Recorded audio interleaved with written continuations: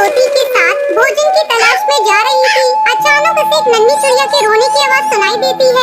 वो हरी तोती से कहती है, अरे हरी तोती, तूने किसी के रोने की आवाज सुनी? लगता है कोई नन्ही चिड़िया मुसीबत में है। हाँ दीदी, मुझे भी किसी बच्चे के रोने की आवाज सुनाई दे रही है। चलिए हम दोनों चलकर देखते हैं। दोनों आगे जाकर देखती हैं, एक नन्ही चिड़िया झाड़ियों में फंसी थी और जोर जोर से चीख रही थी। तभी टूनी चिड़िया जल्दी से उस नन्ही चिड़िया को बाहर निकालती है और इधर उधर देखने लगती है। अरे हरी तोती, यहाँ तो कोई आसपास दिखाई नहीं दे रहा है। पता नहीं ये नन्ही चिड़िया यहाँ कैसे आ गई। हम इसे ऐसे यहाँ छोड़कर जा भी नहीं सकते। कहीं कोई जानवर इसे अपना शिकार न बना ले। बात तो आप सही कह रही है दीदी। ऐसा करते हैं, इसे लेकर हम लोग अपने घर चलते हैं। वैसे भी हमारी कोई औलाद नहीं है। ऐसा सोचकर दोनों उस नन्ही चिड़िया को लेकर अपने घर आती है। घर आकर टूनी चिड़िया से भोजन कराती है। इस तरह समय गुजरने लगता है। टूनी उस नन्ही चिड़िया का नाम टुनटुनी रखती है। वो टुनटुनी चिड़िया का बहुत ख्याल रखती थी। एक दिन वो किसी काम से शहर जा रही थी। उसने अपनी छोटी सौतन सुंदरी कौवी और बबली कबूतरी को अपने पास बुलाया और उनसे कहा, देखो बहनों, मैं शहर जा रही हूँ। 2 दिनों बाद लौटूंगी। तुम सब टुनटुनी चिड़िया का ध्यान रखना। बेचारी अभी छोटी है, खुद से लेकर भोजन भी नहीं कर सकती। उसे तुम दोनों भोजन करा दिया करना। ठीक है दीदी, आप चिंता न करिए, हम लोग टुनटुनी चिड़िया का ध्यान रखेंगे। फिर टूनी चिड़िया और बंटी कबूतर शहर चले जाते हैं। उस समय हरी तोती भी अपने मायके गई हुई थी। टूनी चिड़िया के शहर जाते ही सुंदरी कौवी टुनटुनी चिड़िया के बारे में बबली कबूतरी से कहती है, ये दीदी भी ना पता नहीं कहाँ से इस मनुष्य को घर लेकर आ गई। मैं इसकी नौकर नहीं हूँ जो इसकी सेवा करूँगी। अच्छी भली जिंदगी कट रही थी। जिस दिन से ये टुनटुनी चिड़िया इस घर में आई है, ची ची ची ची करती रहती है। जी भर के सोने भी नहीं देती। हाँ सुंदरी कौवी, बात तो आप सही कह रही हैं। अगर अपनी औलाद होती तो कोई और बात होती। तभी टुनटुनी चिड़िया वहाँ आती है। माँ, मुझे भूख लगी है, कुछ खाने को दो। कमबख्त सुबह सुबह खाने के लिए चिल्लाने लगी। रुक, अभी बना कर देती हूँ। जब तक भोजन नहीं बन जाता तू बाहर जाकर खेल। टुनटुनी चिड़िया चुपचाप जाकर खेलने लगती है। सुबह से दोपहर हो जाती है पर टुनटुनी चिड़िया को कोई भोजन नहीं देता। टुनटुनी चिड़िया भूख से बेहाल हो जाती है।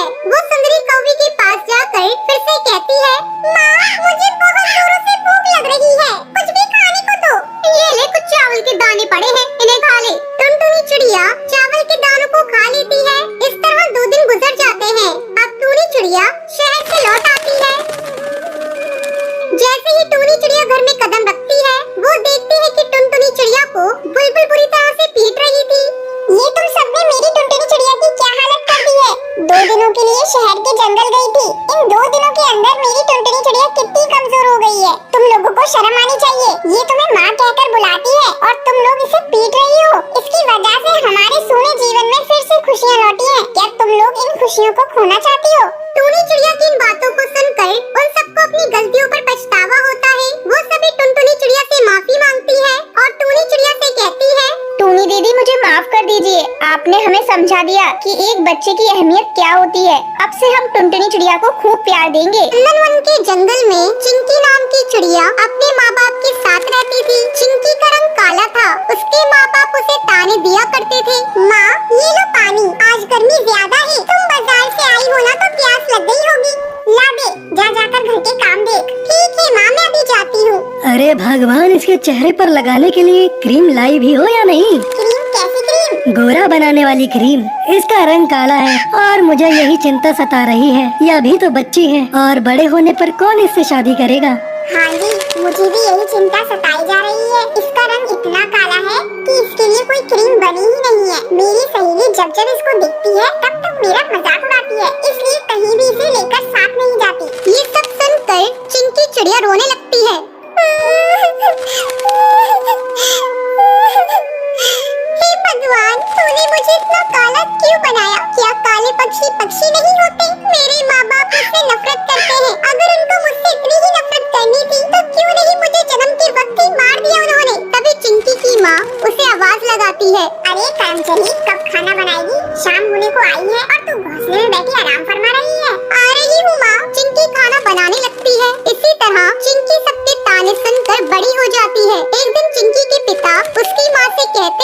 बड़ी मुश्किल से चिंकी के लिए एक रिश्ता मिला है। लड़के की उम्र थोड़ी ज्यादा है, लेकिन उसके पास बहुत पैसा है। चिंकी उसके घर जाएगी तो राज करेगी राज। ऐसा रिश्ता बार बार नहीं मिलेगा। टूनी चिंकी के पास जाकर उसे ये सारी बात बताती है। चिंकी, अपने चेहरे को जरा ठीक ठाक करके रखा कर। तेरे पापा ने तेरी शादी तय कर दी है। जल्दी ही हम तेरी शादी कर देंगे। लेकिन माँ, मेरी तो अभी पढ़ाई पूरी भी नहीं हुई है। कम से कम मुझे कॉलेज की पढ़ाई तो पूरी कर लेनी भी होती। मैं ये शादी अभी नहीं करूँगी। तुम पापा से कह दो, पहले मैं अपनी कॉलेज की पढ़ाई पूरी करूँगी, फिर उसके बाद शादी करूँगी। ये तू क्या कह रही है चिंकी? तुझे पता है ना, तेरे पापा की बात पत्थर की लकीर होती है। और मुझे भी ये रिश्ता मंजूर है। तुझे पता भी है लड़का कितना अमीर है। तू रानी बनकर रहेगी। माँ, मुझे पैसे का क्या करना, मुझे पढ़ लिख कर IAS ऑफिसर बनना है। माँ, तुम किसी तरह पापा को समझाओ ना। चिंकी की माँ उसकी एक नहीं सुनती। अगले दिन लड़के वाले चिंकी के घर आते हैं। लड़के की माँ कहती है, बहन जी अपनी लड़की को बुलाइए। अभी बुलाती हूँ बहन जी। चिंकी, ओ चिंकी, जल्दी से चाय लेकर आ। चिंकी चाय लेकर वहाँ आती है। ये देखिए बहन जी, आ गई हमारी बेटी चिंकी। ये क्या बहन जी, आपकी बेटी तो बहुत काली है। मुझे इस काली लड़की से अपने बेटे की शादी नहीं करनी। माँ, मुझे काली और गोरी चिड़िया से फर्क नहीं पड़ता। मुझे बस पढ़ी लिखी चिड़िया चाहिए। मुझे चिंकी पसंद है। ठीक है बेटा, जब तुझे शादी मंजूर है तो दिन चिंकी के घर बारात आती है। फिर धूमधाम से चिंकी की शादी उस कबूतर से हो जाती है।